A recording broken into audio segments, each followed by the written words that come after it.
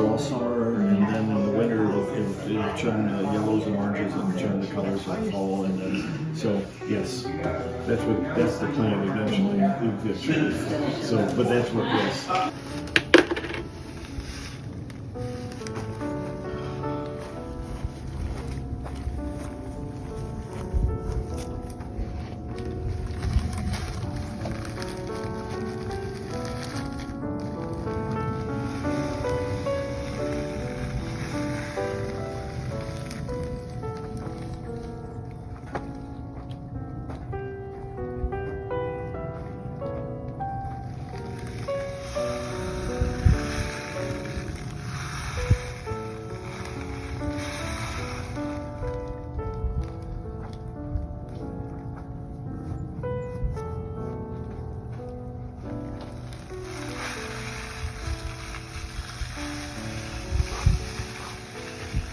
Not the way I wanted to do this. Sorry, I'm trying not to cry. Damn it. Not the way I want to end up. Sorry.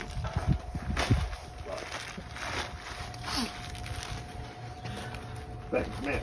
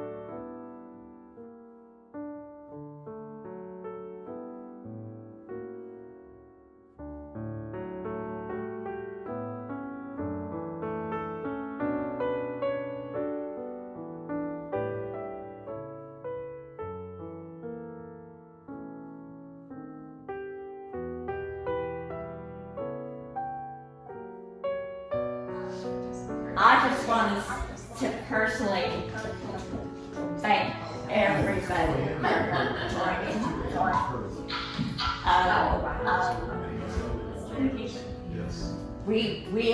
Mom didn't want anything formal.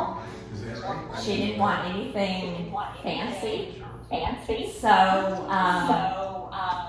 we just decided that we were going to go through all of the family pictures together and just kind of sit and reminisce and remember the things about Mom that made her special.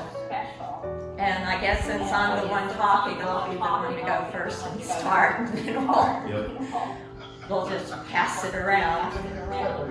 Yeah, I'm the oldest child, so it's like I'm required, I guess, to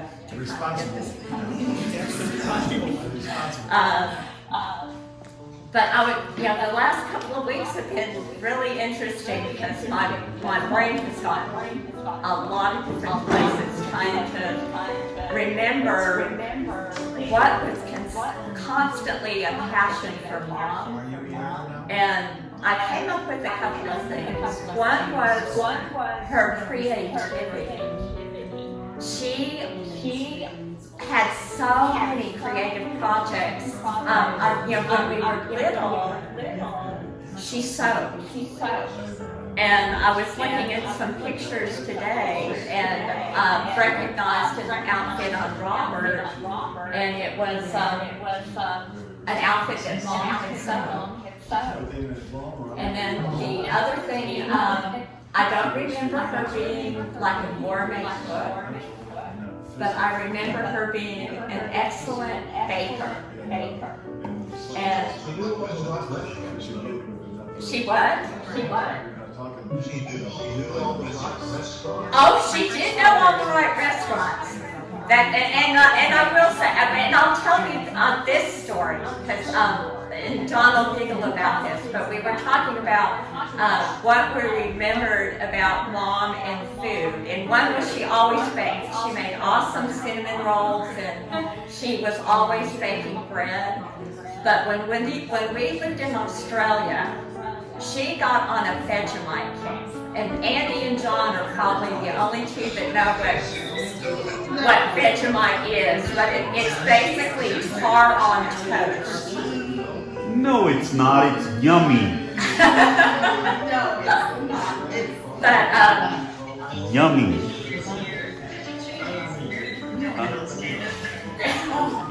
Well, she Do I? introduced it to Mandy, and Mandy No, it was. Oh, you're recording? It's a texture thing. I didn't like it. yeah, so that was the Vegemite. But she was always baking, and her bread and her cinnamon rolls were awesome.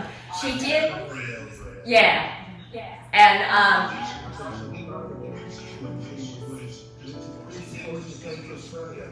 And it went on forever. oh, well, I want to show you this then. You know, she fell in love with sourdough, and so we are convinced that for the last couple of years, she was chasing the perfect dough, or the perfect loaf of sourdough. This is her law, and So she here's the wrote problem. down That speaker is higher every loaf hearing of bread. than Paul. And Yeah, she's you talking. would. And so it's got to For come months out. and months and months, every loaf of sourdough that she ever made, and a percentage of hydration, That would be the better way to what go. kind of flour she Or used, we could just have, you know, to people just that to keep Well, track it's not of going to matter the bread that because she if I was start making. talking with And this, it's coming we out were of the here, speaker. Get it down.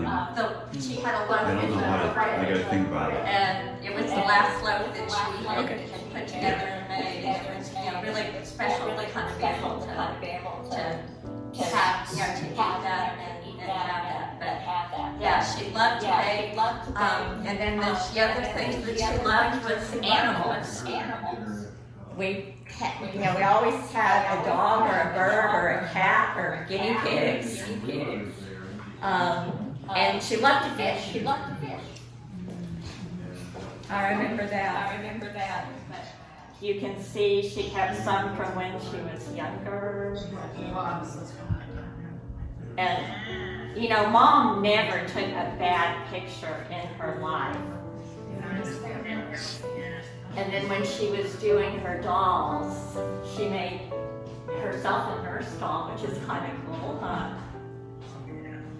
And then Aunt Holly, does that look familiar? That piece of artwork?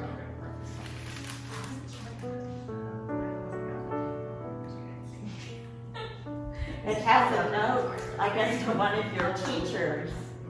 Is this what you want? And Lois said she has to do it again anyway. And then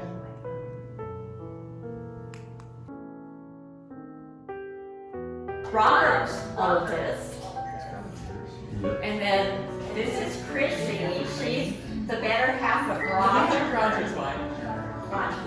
And then this old man over here, that's Roger. And then this is their only. This is Miss Mandy. This beautiful lady is my youngest. This is Leah. And then our other technical help today is Ginny. She's the better half of Robert. And then representing the Walter side of the family, we have Sean, the miracle worker. I just simply observed. Thank you, sir. And then this is my oldest Becky. And my oldest granddaughter is Bella. And where did Tom go? Yeah, there's Tom. And there's Tom. Say hi. Hi, everybody. And then this is David. This is my better half. Back when Walter was just a thought. Yes. We were at the chicken house. That's what we call false poultry, the chicken house. And it was probably Lois that had the idea to take some roasted in the shell peanuts and take them and staple them to a Peanut tree. tree that was growing outside the chicken house. And we got it covered in peanuts in the shell. And we went and told Roger that we found a peanut tree growing in the backyard. I remember that. And so he came out and he was taking peanuts off the tree in the shell, and cracking them and eating them. And he thought it was great. And we just forgot about it after that because we got busy with work. And it would have been 6 months later. I think Lois was pregnant with Walter at the time. And we were with some friends at a restaurant having a meal one Sunday night. And Roger brought up the subject of, there were peanuts on the table. So Roger brought up the subject of how peanuts grew so well on the tree in the backyard.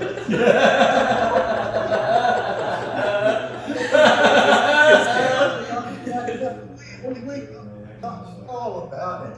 Because it was one of those things we said, oh, well, it didn't work. We forgot about it. But he swore up and down for years that peanuts grew up on the tree. He had a peanut tree in the backyard. So unfortunately, I love to do things like that. Ever since we were kids, we were pulling pranks on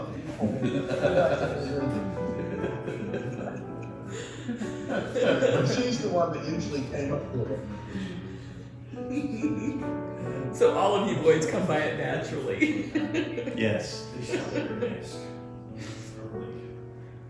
I don't think it was just the boys. Yeah. Oh yeah. All four of you kids. All of us. Yeah. I can see that now. Explains a lot.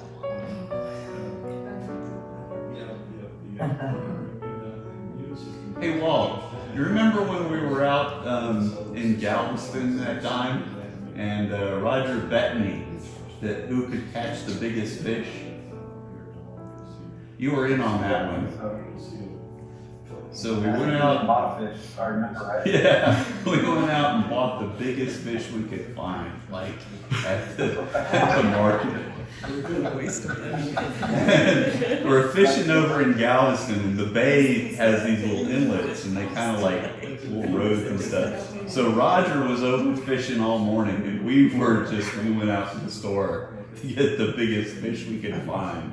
And you guys put it on my hook. I swear to God, that poor fishing pole barely survived reeling that thing out of the water. Yeah.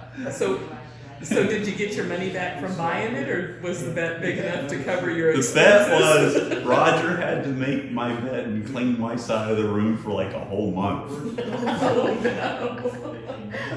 Yeah. Easiest money I ever made on a bet with Roger. Well, the trick was Walt had to be in on this because Walt had to grab the fish and shake it and pretend that it was alive.